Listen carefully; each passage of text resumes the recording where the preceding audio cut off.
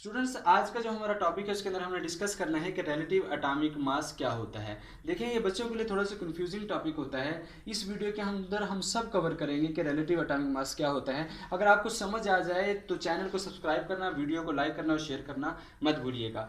देखिए, relative atomic मास जैसा कि नाम से ही जाहिर है, हमने क्या करना है, रिलेट करना है। हमने कंपेयर करना है किसी एक के मास को जो हमें मालूम है स्टैंडर्ड लेकर दूसरे एलिमेंट्स के एटम्स के साथ, और ताकि हम उनका क्या कर सकें, मास बता सकें।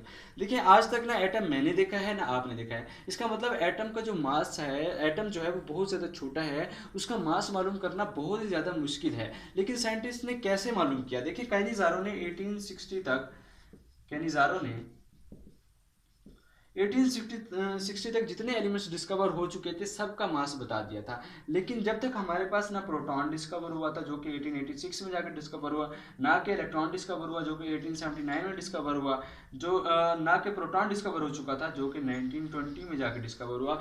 उन्हें ना फंडामेंटल पार्टिकल्स का पता था। लेकिन फिर भी उन्होंने मास को कैसे बताया? उन्होंने कंपेयर करके बताया। उन्होंने किसी भी तरह एक एटम का मास मालूम किया, उससे दूसरों को क्या किया, रिलेट किया।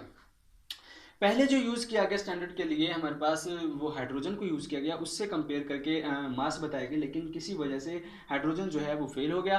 फिर उसके बाद उन्होंने जो यूज़ किया वो कार्बन 12 का 1/12 हिस्सा, कार्बन 12 को यूज़ किया, और उसका भी 1/12 पार्ट, इसको रिलेट करके दूसरे एलिमेंट्स के एटम्स का मास बताया गया। देखिए, 1/12 का क्या मतलब है कि 1 2 3 4 5 6 7 8 9 10 11 12, ये वाला जो हिस्सा है 1/12 हिस्सा है कार्बन का, जिसको हम 1 AMU कहते हैं, और यही उसका यूनिट है, एटॉमिक मास यूनिट। इसको कैसे कंपेयर किया? फर्स्ट करें, हमारे पास एक बैलेंसिंग मशीन है, आपने यहाँ 1 AMU रखा, तो इधर आप दूसरे एलिमेंट्स को लेकर आए। हम पहले हाइड्रोजन को ले आए तो देखा कि दोनों बराबर हो गए। तो हमें पता चला कि हाइड्रोजन का जो मास है वो कितना है, 1 AMU। जब हमने इस तरफ दूसरे एलिमेंट को रखा, एलिमेंट के एटम को, हीलियम को रखा, तो जब हमने बैलेंस किया तो 1 AMU से वो बैलेंस नहीं हो रहा था। फिर हमने 1 AMU और रखा, फिर हमने एक और रखा, नहीं हुआ। फिर जब हमने फोर्थ रखा तो देखा कि ये दोनों बैलेंस हो गए, तो हमें पता चला कि हीलियम का जो मास है वो कितना है, 4 AMU है। तो ऐसे कंपेयर करके हमने क्या किया, दूसरे एलिमेंट्स के एटम्स का मास मालूम किया। देखिए, हमारे पास डेफिनेशंस क्या बनती हैं। The relative atomic mass of an element is the average mass of atom, ये एटम का मास होगा, एलिमेंट के एटम का, of that element, as compare to the 1/12 the mass of an atom of carbon, जो carbon 12 के 1/12 के साथ हमने क्या किया है, कंपेयर करके मालूम किया है। हम क्या करेंगे, कार्बन 12 के 1/12 हिस्से के साथ कंपेयर करके दूसरे एलिमेंट्स के एटम्स का मास मालूम करेंगे। उसी को हम क्या कहते हैं, रिलेटिव एटॉमिक मास। यहाँ तक हमें समझ आ गई। देखिए, ये था कि हिस्ट्री आपको बता दी, हिस्ट्री के साथ साथ हम लोगों ने बता दिया कि रिलेटिव एटॉमिक मास क्या होता है।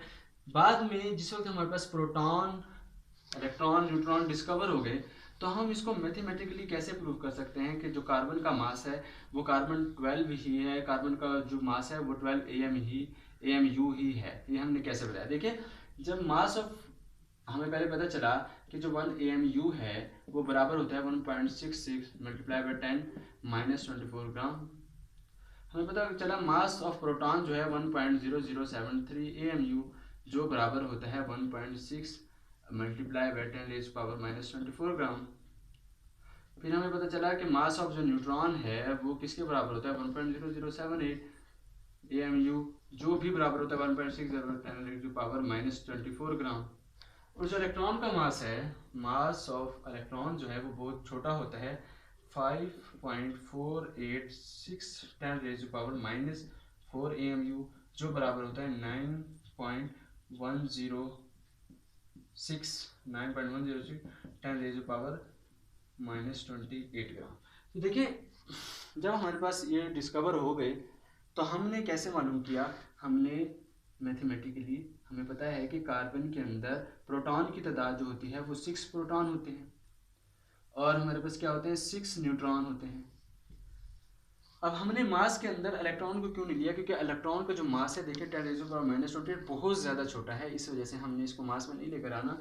तो हमने देखा कि 6 मास ऑफ प्रोटॉन कितना है, 1.6 10⁻⁻24 ग्राम, और ये कितना है, ये +6, और ऐसे ही 1.6 10⁻⁻24 ग्राम। देखिए जब इसको हमने प्लस किया, ये हमें पता है कि कितने के बराबर है 1 AMU, और ये भी कितने के बराबर है 1 AMU, तो आपके पास बनेगा 12 AMU। तो हमें पता चला कि कार्बन का जो मास है वो कितने के बराबर है 12 AMU के बराबर है। ये जब हमारे पास डिस्कवर हो गए इलेक्ट्रॉन, प्रोटॉन और न्यूट्रॉन, तो हमने उनको मैथमेटिकली ऐसे भी प्रूव किया। और देखिए अब 12 AMU जो है, 12 AMU किसके बराबर है, कार्बन का मास है, कार्बन के एक एटम का। ये बात याद रखनी है कि जब जो भी हम रिलेट करके मास मालूम कर रहे हैं वो सब के सब एक एटम का मास है। एक एटम का जब हम इसको 12 के साथ डिवाइड करेंगे, इधर भी 12 के साथ, तो ये क्या बनेगा 1 AMU is equal to 1/12 of carbon. तो हमें पता है कि जो 1 AMU होता है वो बराबर होता है 1/12 हिस्सा ऑफ कार्बन के, जो हम पहले बता चुके हैं।